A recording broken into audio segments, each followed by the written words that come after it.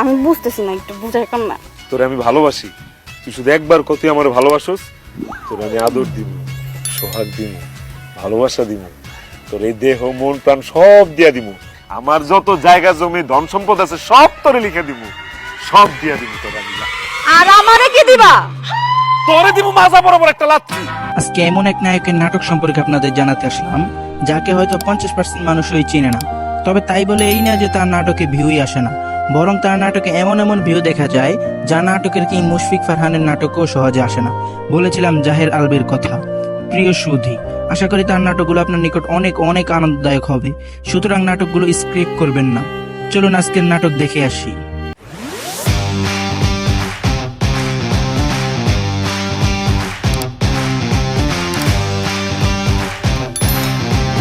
তো ভিডিওর শুরুতে নাম্বার 5 যে নাটকটি রয়েছে সেটির নাম উদার ভালোবাসা। এই নাটকে জাহের আলবের বিপরীতে অভিনয় করেছেন অন্তরা।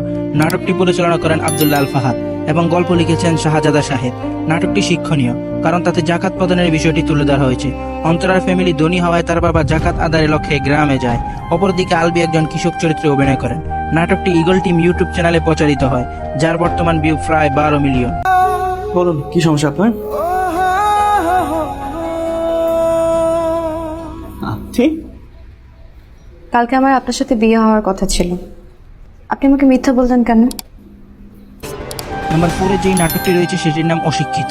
নাটকটিতে আলবির বিপরীতে অভিনয় করেন মুসাম্মদ সুবা। এই নাটকেও পরিচালনা করেন আব্দুল্লাহ ফাহাদ এবং লিখেন শাহজাদা শাহেদ। নাটকটি প্রেম কাহিনী নিয়ে রচিত। নাটকে প্রেমে ঘটিত মেয়েদের খারাপ দিক তুলে ধরা হয়, পাশাপাশি শিক্ষা নিয়েও তুলে ধরা হয়। বোঝা যায় যে মানুষ শিক্ষিত অশিক্ষিত দিয়ে নয়, বরং ভালো মন্দ দিয়ে বিচার করতে হয়। ইগল টিমে প্রচারিত নাটকের বর্তমান ভিউ প্রায় 14 মিলিয়ন। আর তোমার সাথে আমার কিছু কথা আছে। দেখো, আমি তোমাকে খুব ভালোবাসি, এটা সত্যি, কিন্তু সে ভালোবাসার দোহাই দিয়ে তুমি আমাকে কখনো চেঞ্জ হতে বলো। নাম্বার 3 যে নাটকটি রয়েছে সেটির নাম চীনাবাদাম। নাটকে জাহের আলবের বিপরীতে অভিনয় করেন মুসাম্মদ রাবিনা। পরিচালনায় ছিলেন আব্দুল্লাহ ফাহাদ এবং লিখনীতে ছিলেন সুলাইমান। এটিও প্রেম কাহিনী নিয়ে নির্মিত। প্রথমে নায়ক নায়িকা উভয়ে একে অপরের প্রেমে মত্ত হলেও পরে নায়িকা অন্যের বিবাহে বিবাহিত হয়ে চলে যায়। শেষের চিন দেখে কেঁদেছে হাজারো হৃদয়। নাটকটির বর্তমান ভিউ প্রায় 14 মিলিয়ন। নাম্বার 2 যে নাটকটি রয়েছে সেটির নাম কাবিন। নাটকটিতে আলবের বিপরীতে অভিনয় করেছেন অহনা রহমান। পরিচালনায় ছিলেন শুভজিৎ রায়। লিখনীতে ছিলেন মহিন খান। নাটকটি স্বামী স্ত্রীর মধ্যকার সম্পর্ক নিয়ে নির্মিত। শুরুর দিকটা স্বামীর সময় ভালো না থাকলেও শেষের দিকে উন্নতি হয়, কিন্তু তখন পর্যন্ত প্রিয় সহধর্মিনী হাতছাড়া হয়ে যায়। 3 মাস পূর্বেকার প্রকাশিত হওয়া নাটকটিতে বর্তমান ভিউ 15 মিলিয়ন, যা সাধারণত জনপ্রিয় অভিনেতাদের নাটকেও দেখা যায় না।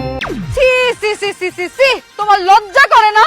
আমি তোমার বউ জিন্দা থাকতে তুমি আরেক মাইয়ারে ভালোবাসার কথা কইতেছো? না, আমার লজ্জা করে না। তুই তো আমার বাসর করে সব লজ্জা ভেঙে দিছস, এখন আমার লজ্জা লাগবে কোথা থেকে? লাস্ট নাম্বার 1 যে নাটকটি রয়েছে সেটির নাম বড় লোকের মেয়ে। নাটকে জাহের আলবের বিপরীতে অভিনয় করেছেন সামন্ত্রী সুমি। পরিচালনায় ছিলেন মহিউদ্দিন সাবেদ।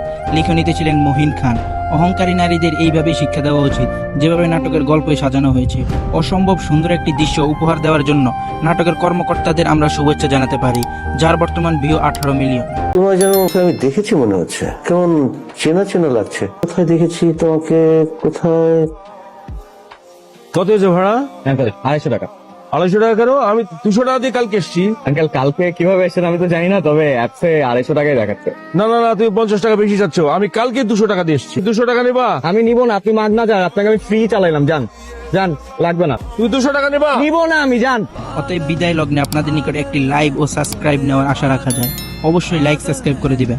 আল্লাহ হাফিজ, ভালো থাকবেন, সুস্থ থাকবেন।